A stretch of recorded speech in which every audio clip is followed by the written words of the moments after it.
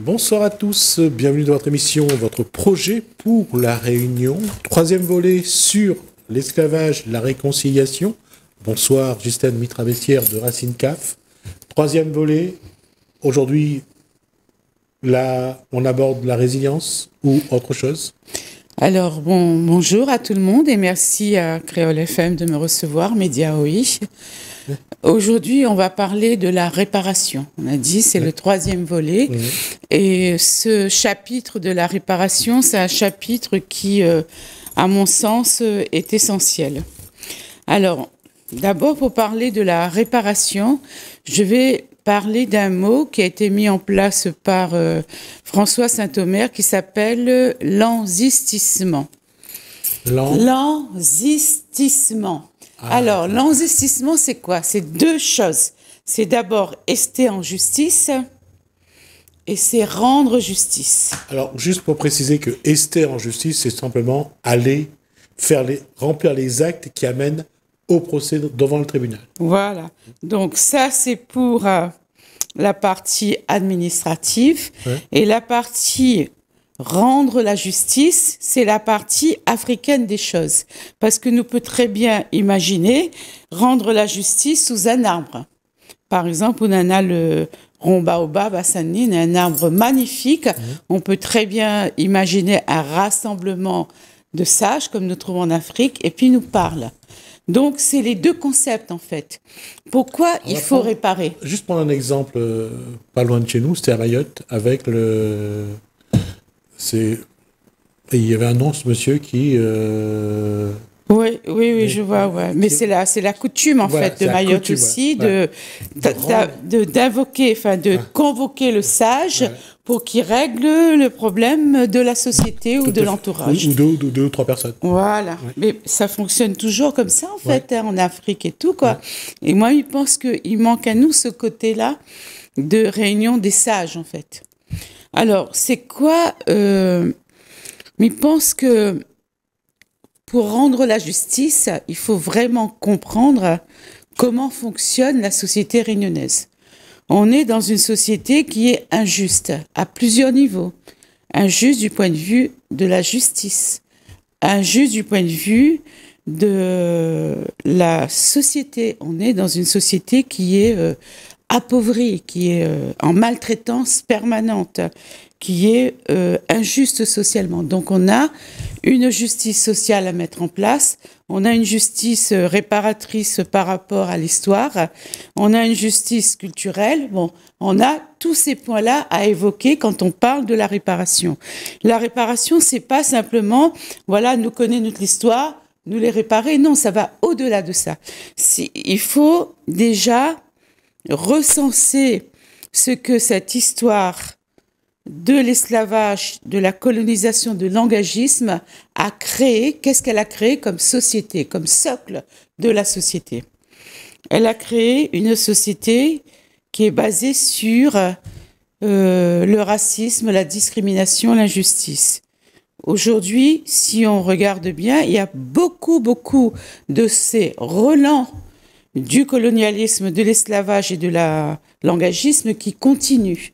Donc déjà, il faut identifier qu'est-ce qui est dans la continuité de ce système servile, de ce système, on va dire, barbare. Parce que c'est ça, c'est le mot qu'il faut employer.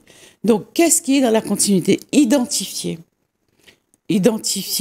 ça du point de vue social, identifier ça du point de vue économique et du point de vue du point de vue personnel, du point de vue des traumatismes que ça a créé chez l'individu, les réminiscences, qu'on appelle les réminiscences. Et moi, je pense que la réparation, c'est une réparation globale. C'est ce qui est le plus complexe. C'est très complexe, quoi. À mettre en place, parce que c'est des interventions à différents niveaux. C'est à différents niveaux et ça demande, ça interpelle, ça convoque plusieurs spécialistes.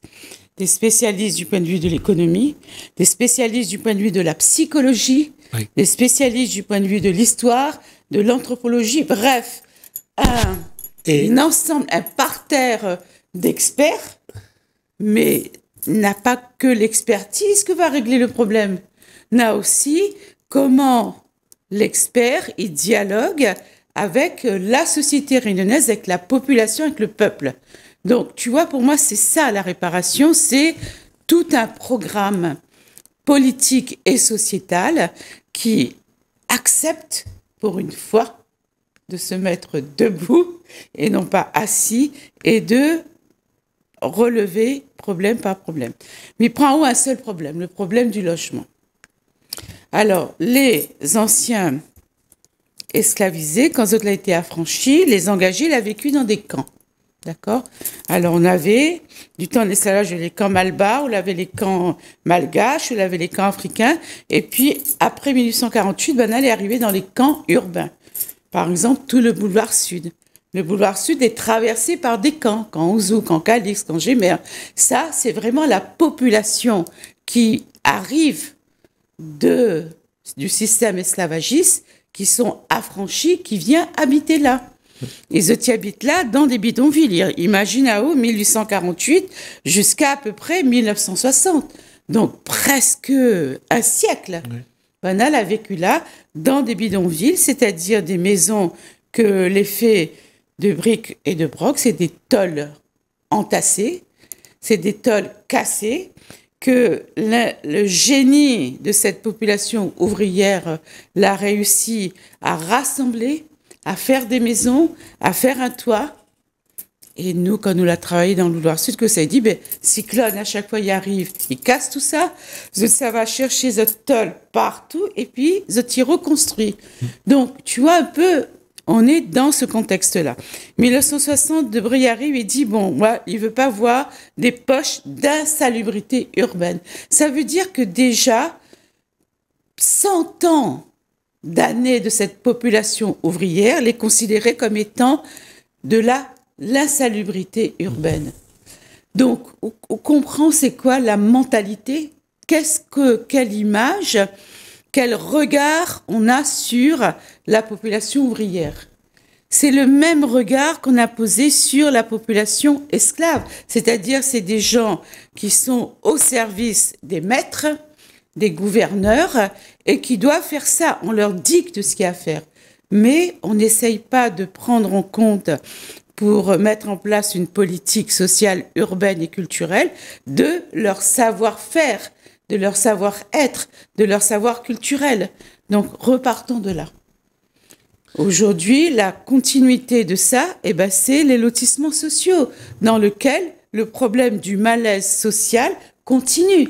C'est ce qui est un petit peu les cités en métropole. Oui. Ce sont les lotissements qu'on a créés, nous, ici, à La Réunion. Mais de toute façon, on appelle ça LTS. Oui. Logement très social. Exactement. Donc, c'était vraiment pour un public, pour un monde de niveau social mais oui, mais c'est la même continuité. Ils nous passent des camps et nous, ça va dans la cité de Bré. Et justement, j'allais dire, j'ai été pointé du doigt dans les années 60, lorsqu'on crée ces logements au chaudron, la cité de Bré, c'était ça. C'était encore une fois de ghettoiser. Exactement. Une partie de la communauté réunionnaise. Oui, mais la Chaumière, c'est pareil, c'est une ghettoisation, parce qu'au départ, c'était quand même des lotissements, un lotissement de fonctionnaires, ça a été connu comme ça, et puis maintenant, les Mahorais, les Comoriens qui viennent, c'est les fonctionnaires qui louent, les fonctionnaires qui louent ces logements-là.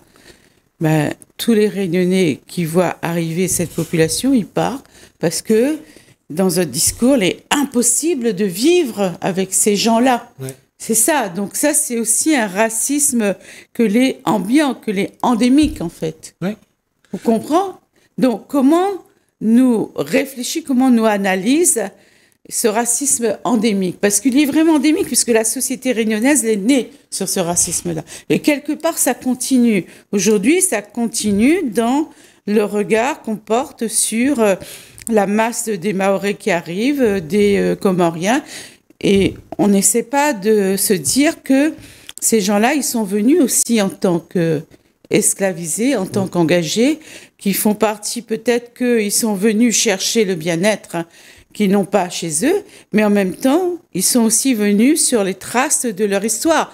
Donc, qu'est-ce qui fait que ça part comme ça en masse? C'est parce qu'aujourd'hui, ils sont devenus français par le vœu du gouvernement français, mais ils n'ont pas les conditions sociales qu'ils prétendent, qu'ils voudraient avoir et qu'on leur a promis. Donc, toute cette organisation qui est mise en place par le gouvernement français, c'est tout un problème, quoi. C'est tout un problème. C'est un bouleversement social et pour aujourd'hui, c'est les Réunionnais qui portent ce bouleversement social et ça crée des conflits énormes. Mais la base du conflit, c'est aussi le racisme ambiant, quoi. Mais ce racisme, de toute façon, moi j'allais dire, il y a une ambivalence. Soit, à un moment donné, c'était le racisme du Réunionnais vis-à-vis des Blancs. Là, c'est du racisme, c'est du Réunionnais vis-à-vis des Maoris et des Comoriens. Donc, d'une façon ou d'une autre, ce racisme, le Réunionnais, d'une façon, soit il en est victime, soit c'est lui qui le met en place à un moment. Mais en fait, Gismi, il faut savoir, il ne faut pas qu'on se bouche les yeux. C'est pour ça que je voudrais revenir à la réparation, parce que la première réparation, c'est de connaître son histoire. Ouais. Moi, on a fait encore une fête, un événement dernièrement dans le cadre de Souvenance de la traite négrière. Il y a un Réunionnais blanc, on va dire, Yab, il a pleuré parce que c'est la première fois qu'il vient sur ce site. Ouais.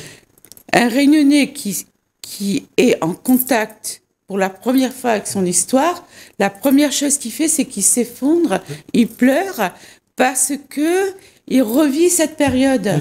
Il revit cette période, il est directement projeté à cette période où son ancêtre a souffert, a été torturé, a été humilié, et lui, il se retrouve ce jour-là face à cet ancêtre qui lui demande réparation quelque part. Mais il faut affronter ça, il faut affronter le fait de pouvoir pleurer, d'être mal, d'être en souffrance et de comprendre c'est quoi cette souffrance. Il y a deux obstacles à passer pour certains Réunionnais. Un, d'accepter d'avoir en soi des choses qu'on ne connaît pas et qu'on ne maîtrise pas. Oui, exactement. Ça, c'est la première chose. La deuxième chose, c'est d'accepter que la Réunion est comme disait De Gaulle pour la France, la Réunion est un ensemble de peuples. Oui. Et que chacun est arrivé avec quelque chose à lui. Oui, exactement. Et qu'il faut reconnaître ça. Il faut reconnaître qu'on a des pratiques qui diffèrent de la pratique des bien-pensants, de ceux qui nous disent comment penser. Exactement. Et c'est parce que le Réunionnais a été mis en face. C'est une contrainte. Il a été obligé d'arrêter tout ça, tout à fait. De stopper, parce que on n'a pas reconnu la validité, la légitimité de ces pratiques. Tout à fait. Même pas seulement des pratiques, mais simplement de sa vision du monde, de son mode d'éducation, de son mode de transmission. On n'a pas reconnu ça. On lui a dit. Et ça, c'est la départementalisation. Voilà comment vous devez vivre. Oui. Et c'est déjà 1848 avec Sarda. Vous êtes tous des citoyens. Maintenant, nous allons vivre en paix. Et que dans cette période-là, tout ce qui était service malgache, service cabaret, service malbar, était pointé du doigt. C'était de la sorcellerie. Oui. Et on a vraiment, j'allais dire, jeté l'opprobre sur des pratiques ancestrales de chaque communauté. Oui, mais c'est pas n'importe qui que l'a jeté l'opprobre. Il faut nommer. C'est comme quand tu dis que l'esclavage était un crime contre l'humanité, on nomme les compagnies négrières. D'accord, négrières. Oui. Maintenant, il faut nommer c'est qui a jeté l'opprobre. C'est l'assimilation. C'est le gouvernement français qui a mis en place une politique d'assimilation et qui a voulu raser toute l'histoire, toute la culture, faire table rase. Maintenant, on en revient et c'est important. Il faut revenir sur cette table rase et ramener sur la table tout ce qui fait partie de nos ingrédients social, culturel, économique, etc. Déjà, l'artisanat. On trouve normal que l'artisanat soit dans cette pauvreté. Déjà, tout ce qui est des métiers traditionnels. On a fait une société de consommation et de services. Il faut revenir à tout ça. Le projet réunionnais, ce serait de revoir qu'est-ce que l'artisanat apporte à ce pays. Qu'est-ce que la culture apporte à ce pays? Culture, l'ensemble des cultures. Et encore une fois, là où j'essaye toujours de mettre en avant, c'est qu'est-ce qui, dans chaque pratique, dans chaque élément de l'artisanat, qu'est-ce qu'il y a dedans qui nous concerne, qui est en nous, qui fait que nous sommes réunionnais. Oui. C'est encore plus important. Le tressage, déjà, c'est une activité que les traditionnels, qui viennent de loin, d'Afrique, de Madagascar, mais que quand lui est arrivé à La Réunion, lui est arrivé avec ses propres ingrédients, ce qu'on nous l'a trouvé, nous, dans ce pays-là. Voilà. C'est comme, il fait penser à moi au galet des Malbars. Donc, nous arrive dans ce pays et nous prend les ingrédients qu'il y a dans ce pays et nous réaffilie à nous, à notre culture, à nos pratiques artisanales, artistiques, etc. C'est ça le génie réunionnais. Oui. Et juste un élément. Si on remonte à la Deuxième Guerre mondiale, lorsqu'il n'y avait plus de sel, prendre juste un zampone, mettre un peu de l'eau dedans, laisse juste l'eau évaporer pour récupérer un petit peu de sel. Oui, bien sûr. C'est du génie. Oui, bien sûr.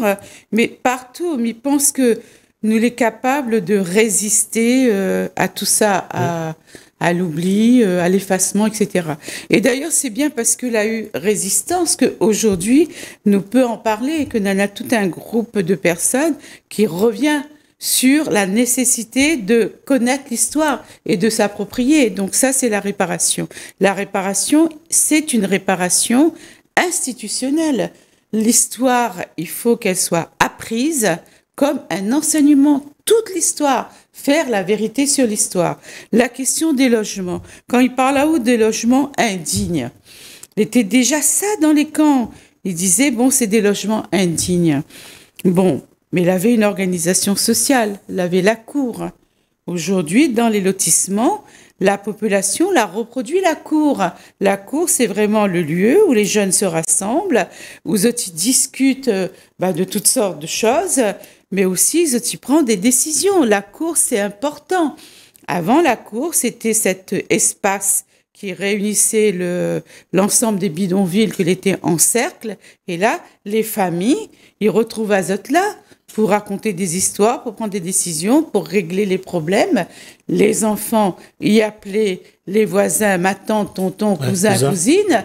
Donc, tu vois, ça, c'est une organisation familiale qui se rapproche du clan, en fait. Et ce qui est très, très important dans cette organisation-là, c'est la transmission. Voilà.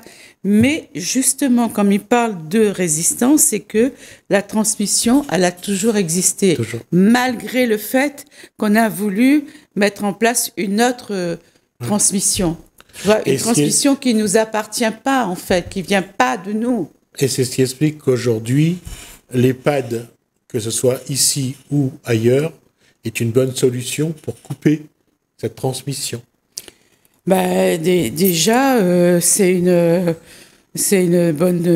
peut-être pas une bonne solution, mais ça coupe effectivement cette transmission. Mais en même temps, on sait très bien tous les problèmes qu'il y a au niveau des EHPAD. Oui, tout à fait.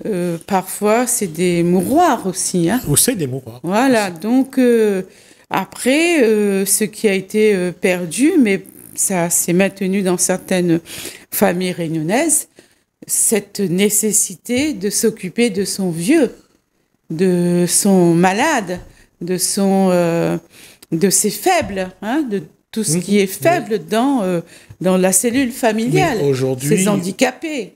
Aujourd'hui, les Réunionnais qui ont une posture différente des autres, c'est de placer ses parents, ses grands-parents en structure spécialisée pour pouvoir vivre sa vie. C'est ce qui se dit. Est-ce que c'est une bonne posture ? Mais moi, je ne sais pas s'il est vraiment bien quand il fait ça. Oui. La plupart du temps, il se coupe ou alors il va aller voir sa personne âgée, sa famille âgée. Mais il y a toujours une sorte d'ambiguïté après Oui, en soi, bien sûr. entre la culpabilité, l'angoisse. C'est pas quelque chose qu'on assume comme ça tranquillement, en fait, d'avoir à placer. Mais en même temps, on n'a pas pris le temps de discuter de tout ça, de mettre en place un système qui correspond à notre culture, à notre tradition. Il y a plus une fuite en avant. Bah, il y a non seulement une fuite, mais il y a un déni de tout ça. Tout à fait. Par exemple, si on revient à l'ancestralité, quand quelqu'un va sur un site, et nous on a vu ça au niveau de l'association, et qui pleure, il y a un dialogue qui est établi Oui, tout à entre fait. l'ancêtre. Ouais. Ben, ce dialogue-là, il doit le prendre en main. Voilà. Sauf que, Justine, le problème, c'est que l'individu, à un moment donné, il faut que dans son chemin de vie, et là, me dit ça en créole, il faut lui gagner un sacré coup de cogne avant d'y rendre compte qu'il doit revenir sur lui-même et comprendre ce que l'il est et ce que l'il doit faire pour être en accord avec lui-même. Ben, par contre, dans la société que les originaires de Madagascar ou d'Afrique, beaucoup d'engagés malgaches ou africains, de tiffer le service. Et ça n'a jamais été interrompu dans les familles. Non. Dans certaines familles, oui, mais dans la plupart des familles.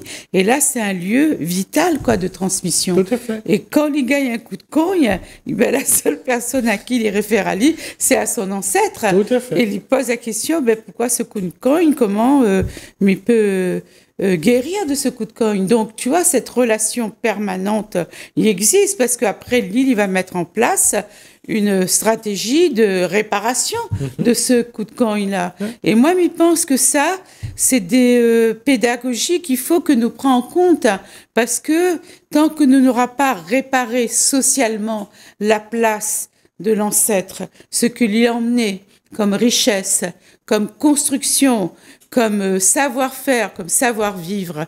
Mais enfin, la Réunion l'est fait de ce travail-là, de ces travailleurs de l'ombre, ces autres que l'a construit la Réunion d'aujourd'hui, la préfecture, les églises, les cathédrales, c'est qui? Les chemins, le chemin de fer, tout ça là. Donc, c'est là, justement, le premier travail. C'est peut-être faire prendre conscience aux Réunionnais ouais. qui il est vraiment. Ben voilà, exactement. C'est le premier travail. Et faire conscience, faire prendre conscience, c'est déjà amener à lui à ce que l'a été fait par son ancêtre, que l'a souffert certes, mais que n'est pas resté dans la souffrance, que l'a développé des stratégies de défense, mais aussi l'a mis en œuvre son savoir-faire. Quand il parle à où les esclaves à talent, c'est qui? C'est eux que l'a construit le musée de Villèle. C'est eux que l'a construit tous les musées, tu vois. Donc en fait, les travailleurs, les maçons, vous êtes les héritiers de cette histoire-là. Les architectes et tout ça, vous êtes les héritiers de cette, de ce génie-là. Donc, il faut que nous revenions à des choses simples et que nous ramène l'ancêtre dans son chemin de vie, mais à l'inverse, c'est-à-dire c'est pas un chemin de vie qui ça va devant, mais qui revient sur le passé. Revenir à la source. À la source, et voilà, et pas seulement au ruisseau, voilà. Tu vois, c'est pas seulement à la source, c'est traverser le ruisseau pour revenir à cette source-là. Ça, c'est important.